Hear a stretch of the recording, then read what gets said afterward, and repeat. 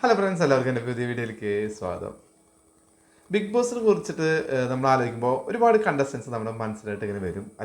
അതിൽ പ്രധാനപ്പെട്ട രണ്ട് കണ്ടസ്റ്റൻസ് ആണ് ഡോക്ടർ റോബിൻ രാധാകൃഷ്ണനും അഖിൽ മാരാർ എന്ന് പറയുന്നത്. ഇവർ തമ്മിൽ ആശയപരമായിട്ട് യാതൊരു തരത്തിലുള്ള യോജിപ്പില്ല, എപ്പോഴും പ്രശ്നമാണ്. അതായത് ഡോക്ടർ റോബിനാണ് ആദ്യം ബിഗ് ബോസിലേക്ക് എൻട്രി ചെയ്തത്. ഡോക്ടർ റോബിനെ വിമർശിച്ച് ഒരുപാട് പ്രശസ്തനായതിനു ശേഷമാണ് അഖിൽമാരാർ ബിഗ് ബോസിലേക്ക് പോകുന്നത്. സീസൺ 4 ഡോക്ടർ റോബിൻ വന്നിട്ട് സീസൺ 5 അഖിൽമാരാർ വരുന്നത്. ഡോക്ടർ റോബിൻ്റെ ഒരു കാര്യം വെച്ചാൽ അദ്ദേഹത്തിൻ്റെ കുറേ കരിയറിനെ കുറിച്ചിട്ടും അദ്ദേഹത്തിൻ്റെ കുറേ സ്വപ്നങ്ങളെ കുറിച്ചൊക്കെയാണ് ഒരുപാട് ഇൻ്റർവ്യൂസിലൊക്കെ പറഞ്ഞിട്ടുള്ളത്. പിന്നെ അദ്ദേഹത്തിൻ്റെ ലവ് ലൈഫ്, പിന്നെ വിവാഹിതനായി, അങ്ങനെ കാര്യം. അഖിൽമാരാർ എന്ന് പറഞ്ഞാൽ അങ്ങനെയല്ല. അദ്ദേഹം കുറച്ചൊരു സോഷ്യബിളാണ്. അതായത് സോഷ്യൽ കാര്യങ്ങളിലൊക്കെ ഒരുപാട് ഇടപെട്ട് തൻ്റേതായുള്ള അഭിപ്രായങ്ങൾ വെട്ടിത്തുറന്ന് പറയുന്ന ഒരു വ്യക്തിയായിരുന്നു. നമുക്ക് എല്ലാവർക്കും അറിയാം, അദ്ദേഹം എന്തായാലും ഫ്യൂച്ചറിൽ ഒരു പൊളിറ്റീഷ്യനാവും. എല്ലാവരും പ്രതീക്ഷിച്ചിരുന്നത് അദ്ദേഹം ഒന്നില്ലെങ്കിൽ കോൺഗ്രസ് അല്ലെങ്കിൽ BJP ആകും എന്നാണ് പ്രതീക്ഷിച്ചിരുന്നത്. കാരണം ഇടതുപക്ഷത്തെ അദ്ദേഹത്തിന് വലിയ തൃപ്തികരമല്ലാതെ അദ്ദേഹത്തിൻ്റെ അഭിപ്രായങ്ങളിലൂടെ പല വീഡിയോസിലൂടെ നമ്മൾ കണ്ടിട്ടുള്ളതാണ്. പിണറായി വിജയനോടുള്ള എതിർപ്പ് അദ്ദേഹം ഒരുപാട് തവണ ഗംഭീരമായിട്ട് എന്നെ പറഞ്ഞിട്ടുണ്ട്. വളരെ ശക്തമായ വാക്കുകളോട് വിമർശിച്ചിട്ടുള്ള ഒരു വ്യക്തിയാണ് അഖിൽമാരാർ. അപ്പോൾ നമുക്ക് ഉറപ്പായിരുന്നു അദ്ദേഹം എന്തായാലും BJP അല്ലെങ്കിൽ കോൺഗ്രസ് വരുന്നത്.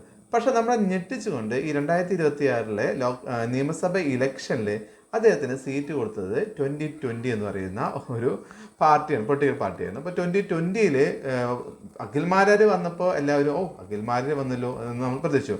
അതേപോലെ തന്നെയായിരുന്നു ഈ നിയമസഭ ഇലക്ഷൻ വരുന്നതിന് കുറച്ച് മുമ്പായിട്ട് ഡോക്ടർ റോബിൻ പെട്ടെന്ന് ഒരു വീഡിയോ ഇട്ടു. BJP എന്ന് പറഞ്ഞ പാർട്ടിയെ, അതുപോലെ നരേന്ദ്രമോദിയും അതുപോലെ തന്നെ നമ്മുടെ രാജീവ് ചന്ദ്രശേഖരൊക്കെ ഒരുപാട് പുകഴ്ത്തിക്കൊണ്ടുള്ള ഒരു വീഡിയോ ആയിരുന്നു. ഒരുപാട് ആൾക്കാർ അതിനെ വിമർശിച്ചു. അപ്പോൾ അദ്ദേഹം ധൈര്യപൂർവ്വം എന്ന് പറഞ്ഞു, ഞാൻ എൻ്റെ പൊളിറ്റിക്കൽ പാർട്ടി അല്ലെങ്കിൽ ഞാൻ ആരെ ഇഷ്ടപ്പെടുന്നു അതൊക്കെ എൻ്റെ അവകാശമാണ്, എൻ്റെ ഇഷ്ടമാണ്. സത്യമാണല്ലോ, ആർക്കും ഏത് പാർട്ടിയിൽ പോകാനുള്ള സ്വാതന്ത്ര്യം ഇന്ത്യയിൽ ഉണ്ട് എന്നാണ് പറയുന്നത്.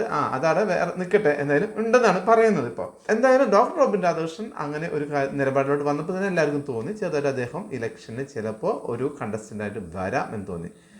ഏറ്റവും വലിയ രസം എന്ന് വെച്ചാൽ ഡോക്ടർ റോബിൻ രാധാകൃഷ്ണന് BJPയുടെ സീറ്റ് കിട്ടി. അദ്ദേഹം കുണ്ട്ര എന്ന് പറയുന്ന ഒരു നിയോജക മണ്ഡലത്തിൽ നിന്നാണ് അദ്ദേഹം മത്സരിച്ചത്. പക്ഷേ നമ്മുടെ അഖിൽമാരാർക്ക് BJPയുടെ ഒരു സീറ്റൊന്നും കിട്ടിയില്ല. 2020 മത്സരിച്ചത്. പക്ഷേ 2020 NDAയുടെ ഒരു ഭാഗമായിരുന്നു, അല്ലെ, ഒരു ഘടകകക്ഷിയായിട്ടാണ് നിന്നത്. അപ്പോൾ സ്വാഭാവികമായിട്ട് രണ്ടുപേരും എന്താ പറയുന്നത്, BJPയുടെ ഒരു ഭാഗമാണെന്ന് നമുക്ക് പറയാം. ഒരാൾ BJPയിലും ഒരാൾ 2020 ഘടകകക്ഷിയായിട്ട് നിന്നു എന്ന് പറയാം. ഈ ഒരു കാര്യത്തിലെങ്കിലും രണ്ടുപേരും ഒരു ഒത്തൊരുമയിൽ വന്നല്ലോ. പക്ഷേ ഇതിൽ ഏറ്റവും വലിയ കാര്യം എന്ന് വെച്ചാൽ ഈ നിയമസഭ ഇലക്ഷൻ നടക്കുന്ന സമയത്ത് അഖിൽമാരാറിനെ കുറിച്ചിട്ട് റോബിനെ കുറിച്ചിട്ട് അഖിൽമാരാർ യാതൊരു തരത്തിലുള്ള കമൻറ്റുകളും പറഞ്ഞില്ല കേട്ടോ. അവരുടെ എന്തെങ്കിലുമൊക്കെ പറഞ്ഞിരുന്നെങ്കിൽ അത് വിവാദമായേനെ. അത് രണ്ട് പാർട്ടിക്കാർക്ക് അതിൻ്റെ ഒരു ബുദ്ധിമുട്ടുകൾ പിന്നീട് വരേണ്ടതായിരുന്നു. പക്ഷേ ബുദ്ധിപൂർവ്വം രണ്ടുപേരും ആ ഒരു കാര്യത്തിൽ എന്തായാലും മുന്നോട്ട് പോയിട്ടുണ്ട്. പിന്നെ ഇലക്ഷൻ റിസൾട്ട് വന്നു. സ്വാഭാവികം രണ്ടുപേരും 7 നിലയിൽ പൊട്ടിയിരിക്കുകയാണ്. പക്ഷേ ഡോക്ടർ റോബിൻ ഇപ്പോഴും മൗനമാണ്. പക്ഷേ അഖിൽമാരാർ അദ്ദേഹത്തിൻ്റെതായിട്ട് തനത് ശൈലിയിൽ അതിനെ ന്യായീകരിച്ചുകൊണ്ടൊക്കെ ഒരുപാട് കാര്യങ്ങൾ പറയുന്നുണ്ട്. ഇവിടെ വരുന്നൊരു കാര്യം, പല ആൾക്കാരും ഇപ്പോൾ വിമർശിക്കുന്ന ഒരു കാര്യമാണ്, എന്തിനാണ് ഇവന്മാരൊക്കെ ഇലക്ഷനിൽ നിൽക്കുന്നത്, ഇവന്മാർക്കൊക്കെ സീറ്റ് കൊടുക്കാൻ പാർട്ടിയുണ്ട്, ആൾക്കാരുണ്ടല്ലോ എന്നൊക്കെ. അദ്ദേഹത്തിന് എത്ര വോട്ട് കിട്ടിയാലും ഇവർക്കൊക്കെ വോട്ട് ചെയ്യാനും ആൾക്കാരുണ്ടല്ലോ. ഇങ്ങനെ ഒരുപാട് നെഗറ്റീവുള്ള കമൻസ് ഒക്കെ വരുന്നുണ്ട്. നമ്മളെല്ലാവരും ഒരു ജനാധിപത്യ രാഷ്ട്രത്തിൽ ജീവിക്കുന്നവരാണ്. അപ്പോൾ നമുക്ക് എല്ലാവർക്കും ഇപ്പോൾ ചിലർക്കൊക്കെ പൊളിറ്റിക്സിൽ വരുന്ന ഒരുപാട് ആഗ്രഹം ഉണ്ടാവും. പക്ഷേ അവർ വിശ്വസിക്കുന്ന ഒരു പൊളിറ്റിക്കൽ പാർട്ടി അവർക്ക് ചിലപ്പോൾ ഒരു സീറ്റൊന്നും കൊടുത്തൊന്നും വരില്ല, കൊടുക്കുന്നത് മറ്റൊരു പാർട്ടിക്ക്. ഇപ്പോൾ ഈ അഖിൽമാരുടെ കാര്യം തന്നെ എടുത്താൽ അദ്ദേഹം 2020 കാര്യം എവിടെയും പരാമർശം നമ്മൾ കണ്ടില്ല. പക്ഷേ ഇലക്ഷൻ വന്നപ്പോൾ സീറ്റ് കൊടുത്തത് 2020. അപ്പോൾ അദ്ദേഹം എന്തായാലും പൊളിറ്റിക്സ് വരണമെന്ന് ആഗ്രഹിച്ച് നിന്നുകൊണ്ടായിരിക്കാം ആ ഒരു ഇത് എടുത്തുണ്ടാവുക. പക്ഷെ അദ്ദേഹം തോറ്റുപോയി. അത് തോൽവിയും ചെയ്യൊക്കെ ഇലക്ഷനിലെ ഒരു ഭാഗമാണെന്ന് തന്നെ നമുക്ക് കരുതാം. ഡോക്ടർ റോബിൻ ആണെങ്കിൽ NDA ഒരു BJPയുടെ സ്ഥാനാർത്ഥിയായിട്ട് തോറ്റുപോവാണ് ഉണ്ടായത്. രണ്ടുപേരും തോറ്റുപോയി. ഡോക്ടർ റോബിൻ ഞാൻ നേരത്തെ പറഞ്ഞ പോലെ മൗനമായിട്ടിരിക്കുന്നു. ഇദ്ദേഹം ഇനിയിപ്പോൾ ഈ ഒരു 2020 വിട്ടിട്ട് BJPയിലോട്ട് വരുമോ കോൺഗ്രസിലോട്ട് വരുമോ ഒന്നും പറയാൻ പറ്റും. അങ്ങനെ അഖിൽമാരുടെ ഒരു കാര്യമാണ്. നല്ല വായനാവുണ്ട് എന്നെനിക്ക് തോന്നുന്നു. കോൺഗ്രസ് ഇപ്പോഴത്തെ ജയിച്ച് നിൽക്കുന്ന ഒരു സമയമായതുകൊണ്ട് ഇനിയിപ്പോൾ അത്തരത്തിലുള്ള ഒരു ആളെയൊന്നും കോൺഗ്രസിലേക്ക് എടുക്കുമെന്ന് എനിക്ക് തോന്നുന്നില്ല. വേണമെങ്കിൽ അംഗത്വം കൊടുക്കുമായിരിക്കാം. പക്ഷേ ഒരു MLA സ്ഥാനാർത്ഥിയായിട്ടൊന്നും എനിക്ക് ഇയാളെ പരിഗണിക്കുന്നു തോന്നുന്നില്ല അഖിൽമാരാരെ. റോബിൻ എന്തായാലും BJP-യിലോട്ടുണ്ട്. അപ്പോൾ അടുത്ത തവണയും ചിലപ്പോൾ സീറ്റ് കിട്ടിയെന്നിരിക്കാം. കാരണം BJP കുറച്ചുകൂടി ആൾക്കാർക്ക് ഒരുപാട് അവസരങ്ങൾ കൊടുക്കുന്ന ഒരു പാർട്ടിയാണെന്നാണല്ലോ അവർ പറയുന്നത്. അപ്പോൾ യങ്സ്റ്റേഴ്സ് ആണെങ്കിലും പുതിയ പുതിയ ആളുകൾ വരെ അവർ പരീക്ഷിച്ച് നോക്കുകയാണ്. കാരണം കേരളത്തിന് എങ്ങനെയാണ് കൂടുതൽ സീറ്റുകൾ കിട്ടുക, ചിലപ്പോൾ ജനപിന്തുണ ഉണ്ടെങ്കിലോ എന്ന് വിചാരിച്ചിട്ടായിരിക്കാം റോബിനെയൊക്കെ നിർത്തിയിട്ടുണ്ട്. കാരണം റോബിന് അത്രയധികം ബിഗ് ബോസിൻ്റെ ആൾക്കാർ ഇഷ്ടപ്പെട്ടാണ്.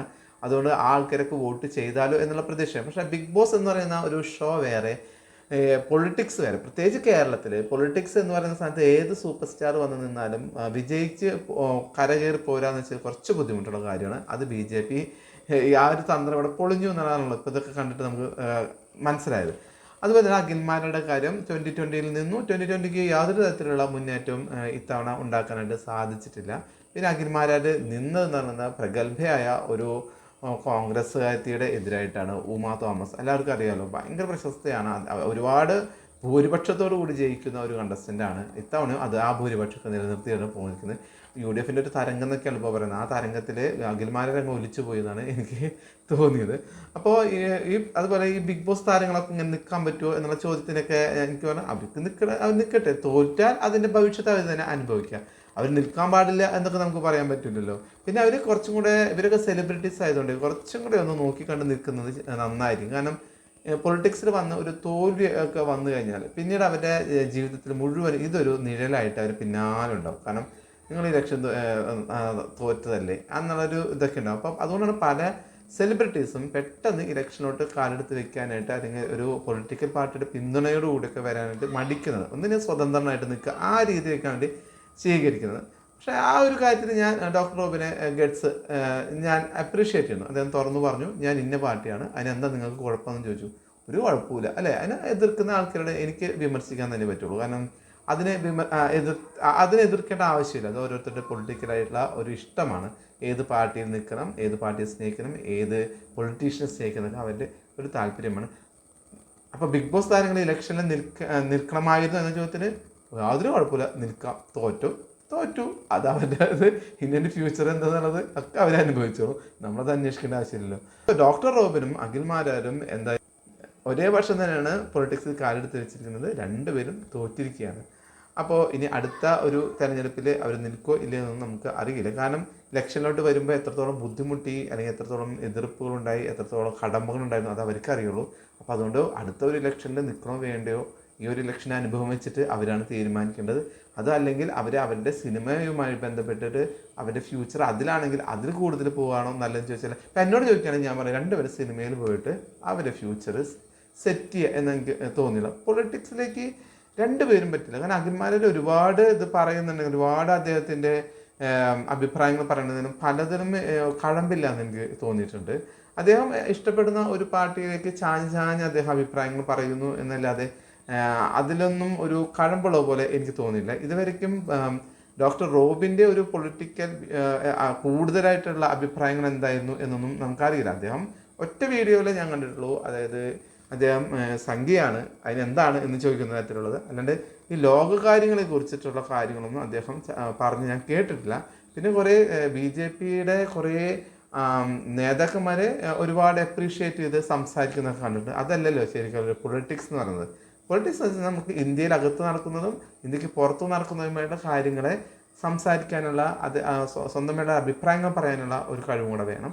അത് വെച്ച് നോക്കണമെങ്കിൽ കുറച്ചുകൂടെ ബെറ്റർ അഖിൽമാരാരാണ്. അദ്ദേഹത്തിൻ്റെ അഭിപ്രായങ്ങൾ മോശമാണോ നല്ലതാണോ എന്നുള്ളതല്ല, അഭിപ്രായങ്ങൾ അദ്ദേഹം പറയുന്നുണ്ട്. റോബിൻ അത് കുറച്ചും കൂടെ രാഷ്ട്രീയം പഠിച്ചിട്ട് വരേണ്ട ആളായിരുന്നു എന്നാണ് എൻ്റെ അഭിപ്രായം കേട്ടോ. എനിക്ക് അങ്ങനെയാണ് തോന്നിയത്. അപ്പോൾ എന്തായാലും രണ്ടുപേർക്കും ഞാൻ പറയുകയാണെങ്കിൽ സിനിമ ഫീൽഡിൽ അവരുടെ ഫ്യൂച്ചർ നോക്കുകയായിരിക്കും കുറച്ചും കൂടെ ബെറ്റർ.